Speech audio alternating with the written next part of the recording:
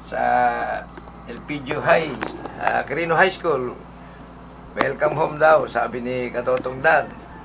Biyan Magtoto, dating Larcy Ramirez. Makakasama sa Action Rescue Radio Group sa Makati, pinamumulan ng 706. Ang advisor na si 700 Rolando Villanueva at si 900 sa Montalban. Si Adora 7724 diyan sa Caloocan. Huwag po niyong kaligtaan at subaybayan tuwing Sabado, ika-4 hanggang ika-5 ng hapon sa Bahay Kabuhayan ng programa ng ating Katotong Dan.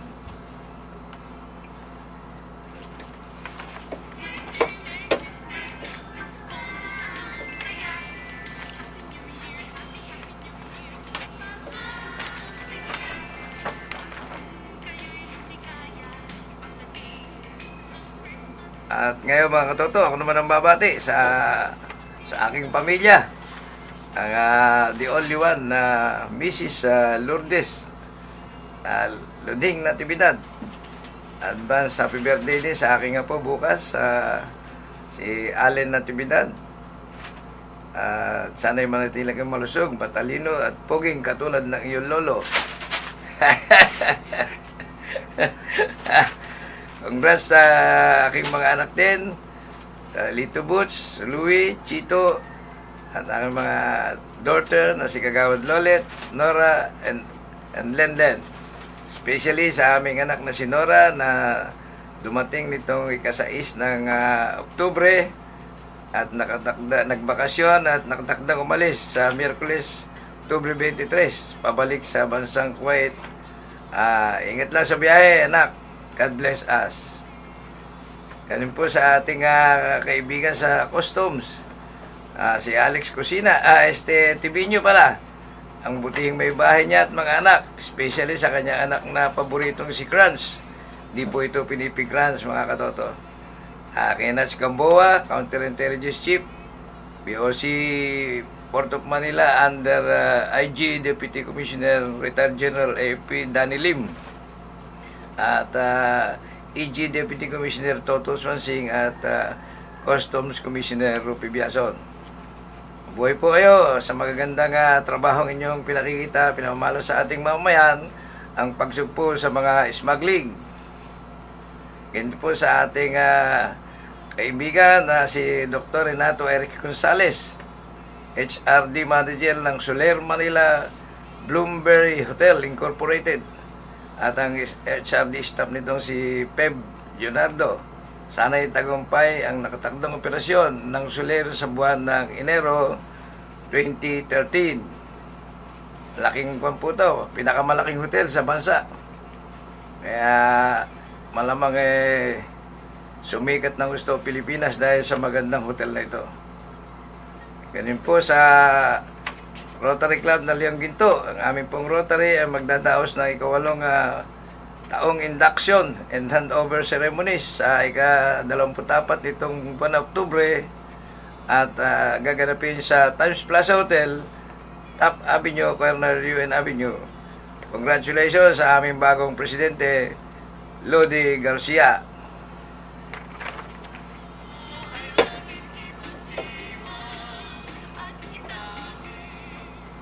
At ngayon po dumating din at naghahabol ang ating isang kaibigan, si Miss Rainbow, ang muse natin sa DWAD Talakayang Pinoy. Okay, magandang araw po sa inyo lahat. Welcome po sa DWAD 1090 kHz AM band.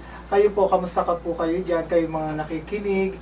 At alam ko mag-enjoy kayo sa aking chika ngayon. At sana kayo rin. At tututuk lang kayo dyan. Dahil marami pa po kaming kayong aabangan sa balik-taktakan namin sa araw na ito. Yun. Yan po ang aming pinakamatikas na muse sa Talakayang Pinoy. Gandang babae po yan. Hindi ako si Bea, ha? Wala ako si Bea sa Katotong Bea. Sige, Katoto. Classmate, ano ba yung pa natin? Yung nag-iinit ngayon sa mga issue? Siyempre, ito pa rin yung kapayapaan sa Mindanao na matagal na nating pinakamimiti classmate, no? Oo. Kasi sa Lunes, nagpirma na. No? Nung nakaraan Lunes, diba? Oo. Noon tayong mga panguluhan ng MIRF, no? Oo. Sa Malacanang para simulan na itong peace process na ito. Of course, sabi naman ni Professor Norbisuari, para daw baliwala, no? Pero kasi nung kapanahonan dyan, siya naman yung nag-lead nung time ni Pangulong Cory. Diba? Nagkaroon din tayo ng peace process noon with our Muslim brothers. Pero sad to say na hindi siya talaga hindi tagumpay. Hindi nagtagumpay. At nagkaroon pa rin ng pagkakaunawaan. Tsaka siguro kaya dumami yung warrant niya. Oo. Sana ngayon, unawain na natin talaga to. Mga kapatid natin Muslim, siyempre, palagay ko naman sa mahigit sa 20 taon, 30 taon na. Time in memorial, di ba? Mga anak natin, alam na natin yan. Alam mo ba na yung lolo ko, yung pinangalanan kasi yung campus sa Lawag City, Captain Valentin Juan, great-grandfather namin yan itong Kapitan Valentin Juan, ay isang bayani, siyempre, dahil pinangalan sa kanya yung kampo ng Kampo ng mga constable no araw, no? Police, no? Napatay ito sa probinsyang Sulu, no? Dahil nga matapang siya, niligtas niya yung mga tauhan niya, no? Sa kapahamakan. At pinabayaan niya makaligtas at siya naiwan na siya naman ay natigpas, napatay ng mga kapatid na mga Muslim. Ever since, di ba? Maya narinig na rin. Meron akong classmate sa high school na gano'n din, na naging napatay din, no? Si Francisco Soliman, matapang din ito na classmate ko. Constable din, naging isa siya sa mga sundalo na pinadala ng panahon ng martial law doon, no? Para sa pacification. At bumalik siya sa aming probinsya na tadtad sa, bala ng baril, nakakaawa talaga, no? Sana matapos na itong giyera na ito.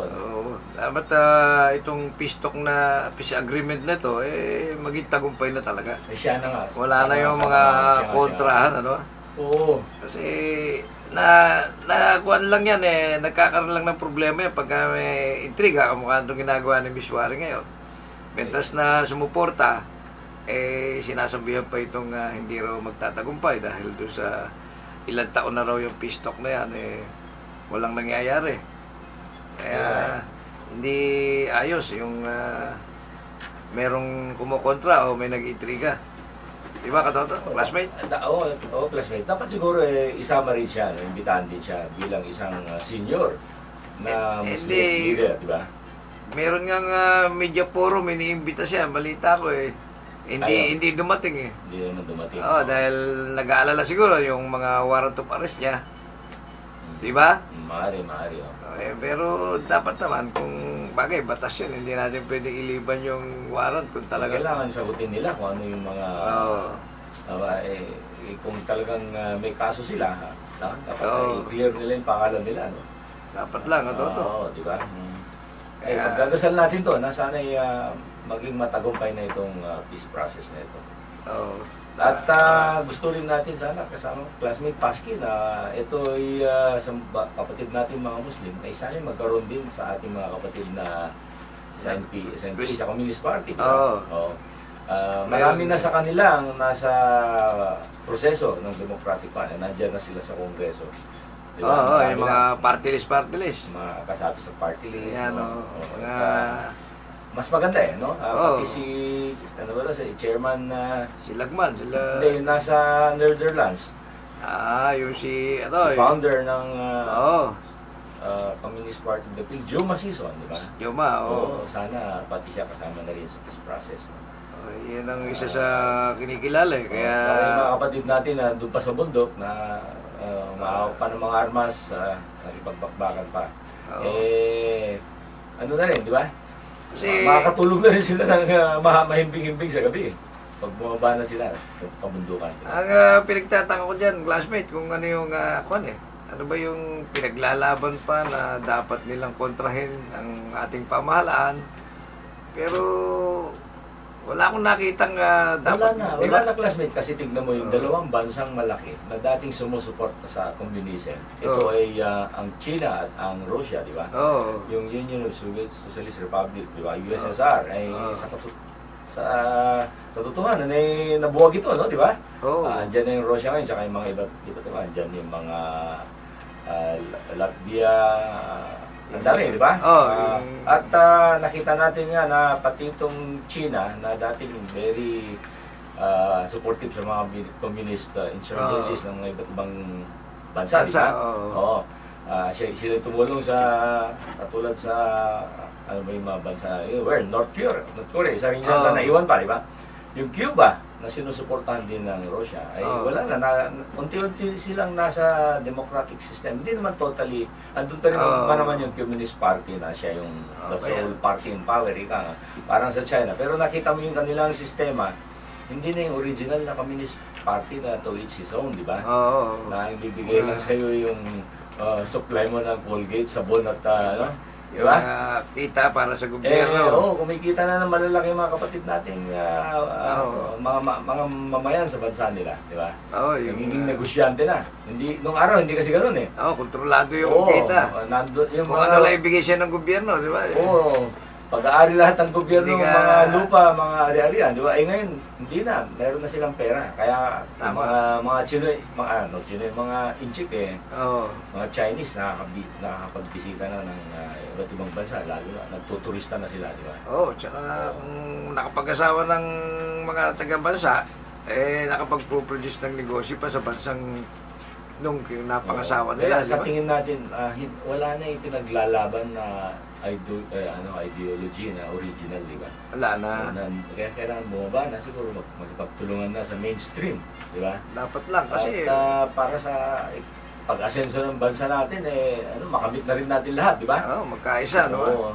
Wala na yung kasi ala akong nakitang pinaglalaban pa nila na dapat na maangkin, di ba? Sila Ka Roger, sino pa ba yung mga medyo nagpa-retire na o pahina ng katawan, dapat lang na yung nalalabing mga pumalit, successor. Medyo dapat remaining years of their life siguro i-contribute na lang nila sa nation building, di ba? Dapat. I-fiscalize yung nakaupong pamahalaan, ang pamunuan. Para may tama, di ba? Ganun na lang. Kung hindi maganda naging aksyon ng gobyerno at hindi maganda na ginagawa sa taong bayan o sa pamayanan, doon na lang sana mag-alsa ulit. Di ba? By means of the peace process. May computer ka nga, may internet ka, pwede ka na mag-fiscalize. Pwede mong sabihin yung hindi magandang ginagawa nila, pwede may ilantad para matigil to. At kung may maganda ka namang nasa isipan mo ng mga magagandang ideya, para ma-adapt. Katulad ng ginagawa natin, yung mga 5 advocacies natin sa although ideal siya, yung pinupost natin sa Facebook at tinatag natin yung mga friends natin na politiko, maski pa paano, pag nababasa ng mga politiko na ito, maisip-isip nila, o nga naman, pwede natin pag-isipan itong mga panukala nito, mga suggestions nito, at baka sakaling nga naman makapagdulot sa atin ng mas mabilis na pag-asenso. Nakita naman natin ma-asenso tayo, pero pag marami nagsasabi na yung mga pupunta sa Vietnam, sa Thailand, sabi natin nung una, dito sila nag-aaral, mukhang nauunahan pa tayo, di ba? Kaya magising na tayo, meron talaga tayong pagkukulang pa sa pamamangala. Yung pork barrel na yan, napupunta dyan, sa ilang bulsa lang, no? Yung pork barrel na yan, sa karamihan yan, dapat classmate, mapupunta sa mas maraming kalye, mas maraming tulay, no? Eskwelahan, hospital, government centers, at saka iba't iba pang mga lingkod sa proyektong panlingkod bayan. Pag ginawa ng ating pamahalaan yan, tingin ko, mas mabilis ang pag-asenso ng bayan natin, bansa natin. Di ba, classmate? Classmate, ang tanong papayag pa kaya itong mga politiko natin na... Kaya classmate, kaya natin pinukonsensya sila. Sabi nga nila, karamihan, nakatos. Ayun ako, hindi papayag yung mga yan. Kasi nagtatama sa ngayon. Nakikinabang sila ngayon sa pork barrel na yan. Kung 70 million a year yan, maski nga 10% o 20% lang, kalaki-laki ng pera yan. Pero tandaan natin, naiiwan tayo Kasi mangunguna yung mga bansa na matitino yung mga namamahala, namumuno. Diba? Tama. Gusto ba natin na balang araw yung Bangladesh manguna pa sa atin? Uunahan pa tayo ng mga taga-Burma, Myanmar. Uunahan pa tayong taga-Laos, taga-Cambodia. Ay, kailangan magtino na tayo. Isaayos na natin yung pamamahala sa bansa natin. Correct ka Diba, dyan. classmate? Correct ka dyan, Katoto. Oo, Classmate. wag silang manhid-manhiran dito. Kailangan magising na sila. Maaaring hindi nila kayang biglayin, pero kailangan pag-isipan na nila kung anong mas makakabuti sa ating bansa. Kasi hindi matatapos, classmate, dahil unang-una yung dynasty system. Di ba? Ayan, sinisimulan na sa sa internet. Oo. Walang tigil yung mga kanya yun. Oo. Di nga pakpakan yan. Kapakpakan dahil... Humihingi ang mga grupo na ito na yung Supreme Court na lang mabuno sa pag-implement ng anti-dynasty na provision ng ating konstitusyon. Kasi inupuan talaga ng mga mambabatas natin kasi apektado ang karamihan sa kanila. Apektado Ay, talaga. mga kapatid sa Pamilya. Senado, Pamilya. Sa probinsya natin, mula governor, vice governor, bukal, mga mayor, congressman, di ba? Puro sila eh. Magkaka-mag-anak? Pamilya. Kaya nga. Ano mangyari sa bansa natin? No? Kaya nga yung pork barrel, pagka kanya interesado lahat silang mapwesto, kapag yung terminated na yung term ng bawat isa, dahil nga doon sa naalalaman nilang maganda yung pakinabang sa pork barrel. Yan na nga, diba? Kaya ganun ang dating. Kaya kasakiman ulit, no? Gusto lang nilang kakapalin yung laman ng bulsa nila. At the expense of the population, at the expense at the expense ng ating bansa. Tama, di ba, classmate? Correct ka, ikaw ba tama, kung nakaupo ka, parang isip-isipin mo nga rin, paano kaya? Nakaupo na ako, babawin ko naman yung ginastos ko nung eleksyon. Dapat meron ng punto na itigil na natin to, no? Ibalik na natin katinuan sa ating paglilingkod sa bayan. Dapat lang diba? magkaroon na ng tamang isipan. Bagamat alam natin may tamang isipan sila, pero nananaig pa rin yung pangarap nila doon sa pagkapuno ng bulsa nila. Oo, dapat isipin na nila yung mas nakakarami, di ba? Tandaan natin, pag sarili lang natin ang minahal natin, pinakapal natin ang laman ng bulsa natin, malaking kasalanan yan. Unang-una, di mo naman madala sa langit yan eh. Di ba? Maganda na lang na dito sa lupa, marami ka nang natulungan para pagdating natin kay St. Peter. Kay St. Peter. Entrance. Bigyan niya tayo ng magandang kwarto doon. Welcome entrance. Oo, may bahay tayo doon. Maganda, di ba? Okay, Katoto. Classmate, siguro naman narinig tayo ng mga ibang politiko natin dyan. Sana makiisa na kayo sa sinasabing pagbabago at pagtutol sa dynasty system. Yung wag nating kontrahin yung kasalukuyang ginaganap ngayon na mapairal ang dynasty, wag nang pairalin ang dynasty system. Tigilan na. Mga Katoto, ang bilis talaga ng oras natin. Ngayon po ay alas 4:30 na. Parang kaupo lang natin, classmate, 4:30 na agad, ano? Kaya baka ina-adjust niya yung relo. Si Nonong po ang magaling na technician namin dito na palaging kumakalabit pagka gustong may magandang ibalita.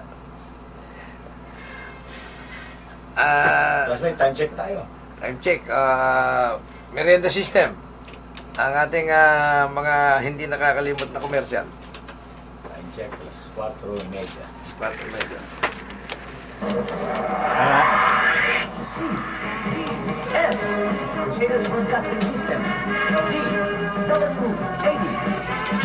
Hindi na siguro tayo sir magpapatugtog kay Inre.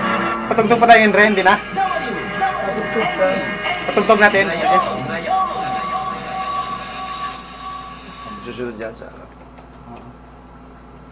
Ano pamagat niya? dati, pengin load eh. Ngayon siguro, dagdagan mo yung load. Love is sweet. Love is right. I love is smooth. Load.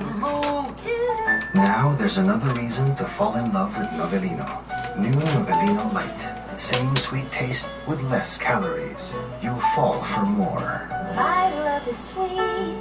My love is right. My love. Your love. Our love, Novelino. My wine and only Novelino. Drink moderately.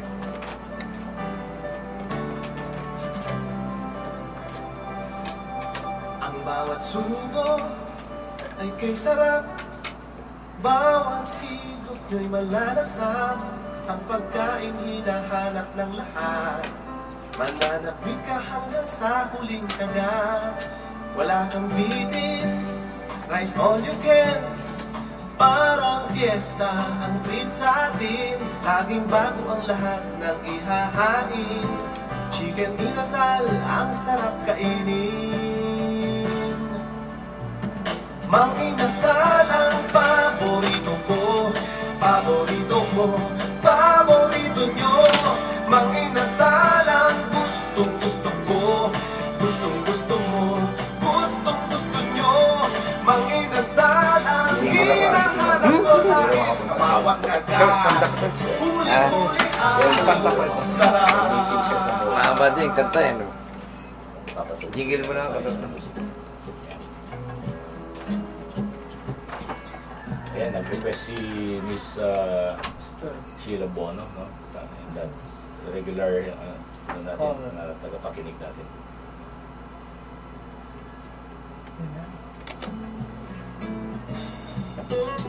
Yan, Kuya Henry, kung nakikinig ka. Yan yung song mo. Para kay Miss Sheila Bono, kila Nika, sino pa ba yung mga regular listeners natin? Mga taga Antipolo. Oo. Taga Quezon City, taga Araneta, Alimol, sila Miss Darling May. Yan. Text mo lang, I love you, miss ko message mo. Sa umaga pagkagising, chat sa garang sipi ko, di makareply sa'yo. Wala na akong pangpasalog sa'yo. Kulang pa ang budget ko, wait ka lang, miss na you. Si Rembo na, ano? Balita, ano? Showbiz News. Magbigay ka naman kasi Rainbow ng clue. para malaman naman namin kung sino yun. Sa text na lang ba tayo? Okay ba sa'yo magkita na tayo? Hindi okay. Sa umaga pagkagising, chat sa garang sipi ko, di makareply sa'yo. Wala na akong pangpasalog sa'yo. Kulang pa ang budget ko, wait ka lang, miss na you.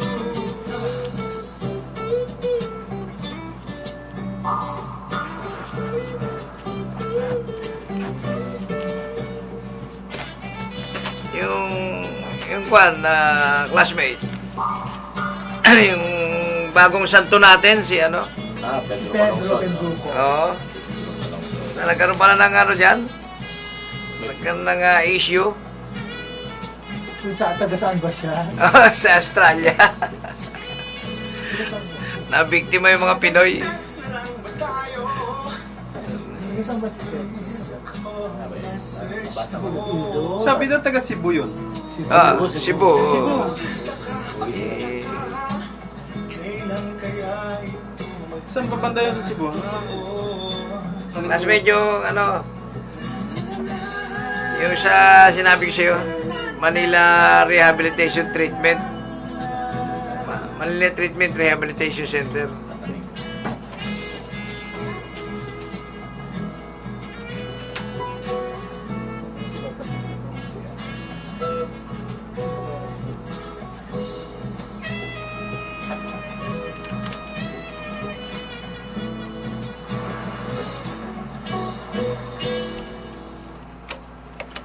Yan po mga katoto, ang narinig nyo nga